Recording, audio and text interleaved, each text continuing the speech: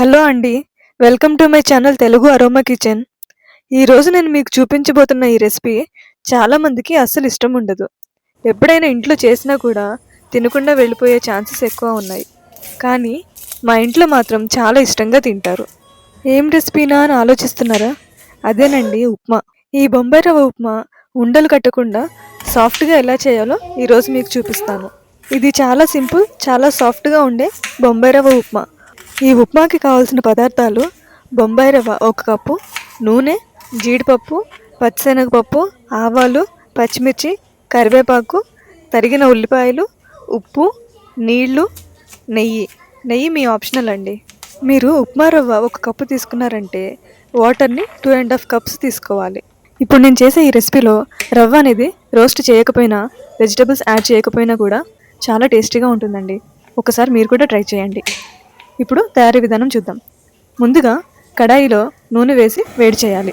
నూనె వేడైన తర్వాత ముందుగా పచ్చిశనగపప్పు, ఆవాలు వేసుకోవాలి. అవి బాగా వేగిన తర్వాత జీడిపప్పు వేసుకోవాలి. జీడిపప్పు అనేది గోల్డెన్ బ్రౌన్ కలర్ వచ్చేంత వరకు వేయించుకోవాలి. ఇలా చిటపట్లాడుతున్నప్పుడు అందులో ముందుగా కట్ చేసి పెట్టుకున్న ఆనియన్స్, కరివేపాకు, పచ్చిమిర్చి వేసి సాఫ్ట్గా అయ్యేంత వరకు వేయించుకోవాలి. ఉల్లిపాయ అనేది బ్రౌన్ కలర్ రావాల్సిన అవసరం లేదండి, సాఫ్ట్గా అయితే చాలు. ఇక్కడ చాలామంది చేసే మిస్టేక్ ఇదే. ఇప్పుడు ఇందులో రుచికి సరిపడా సాల్ట్ వేసుకొని ఒకసారి బాగా కలుపుకోవాలి. అలా కలుపుకున్న తర్వాత వాటర్ వేసి బాగా మరిగే వరకు వెయిట్ చేయాలి. నేనైతే వాటర్ అనేది ముందుగానే మరిగించి పక్కన పెట్టుకున్నానండి. ఎందుకంటే ఇందులో వేసిన పప్పులు అనేవి మెత్తబడకుండా ఉంటాయి, ఇట్లా ముందుగా కాసి పెట్టుకొని ఆ వాటర్ వేసుకుంటే. ఇలా వాటర్ అనేది బాగా మరుగుతూ ఉండాలండి. ఇలా మరుగుతూ ఉండగా 1 కప్పు రవ్వ తీసుకొని ఒక చేతితో రవ్వని నెమ్మదిగా పోస్తూ ఇంకో చేతితో కంటిన్యూగా కలుపుతూ ఉండాలండి. ఇలా కనుక కలుపుతూ రవ్వ పోయలేదు అంటే 10 సెకండ్స్లలో మీకు రవ్వ అనేది ఉండలు కట్టేస్తుంది.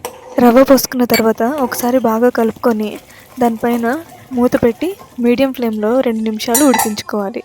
ఇంక తర్వాత లిడ్ తీసి బాగా కలుపుకోవాలి. లాస్ట్లో 1 టేబుల్ స్పూన్ నెయ్యి వేస్తే చాలా మంచి టేస్ట్ వస్తుంది. నేనైతే వేయలేదండి, ఆప్షనల్ అది. చూడండి ఎంతో సింపుల్. ఈ రెసిపీ మీకు నచ్చితే లైక్ చేసి షేర్ చేయండి.